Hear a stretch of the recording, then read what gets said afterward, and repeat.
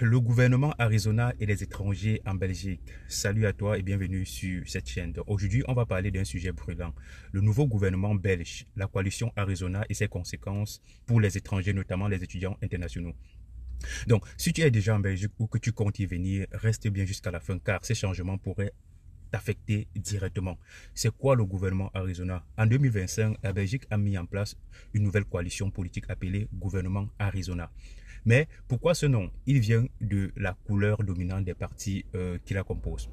Libéraux, socialistes, chrétiens démocrates, nationalistes flamands, NVA le plus influent du groupe. Donc, Premier ministre Bart De Wever, donc un homme politique connu pour ses positions strictes sur l'immigration. Objectifs principaux du gouvernement: durcir la politique migratoire, limitation des régularisations et des aides, réduire les dépenses publiques, économie sur les allocations et services sociaux, renforcer l'intégration des étrangers avec des conditions plus strictes. Je dis bien plus strictes, donc vous comprenez un peu de quoi je parle. Donc, ce qui change pour les étrangers, attention, même si certaines mesures ne sont pas encore appliquées, elles sont au programme et pourraient être entrées en vigueur rapidement.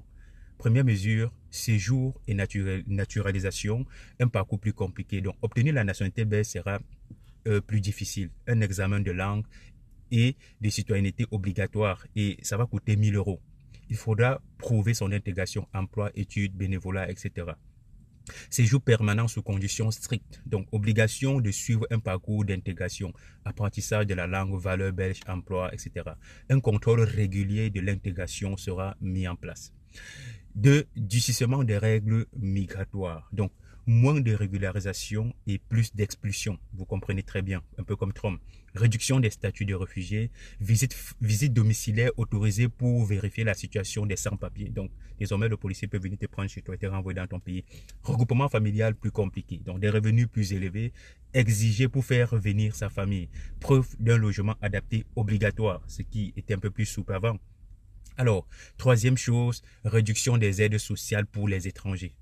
Les allocations sociales seront liées au parcours d'intégration. Donc, si tu ne réussis pas l'examen de langue ou d'intégration, tu risques de perdre tes aides.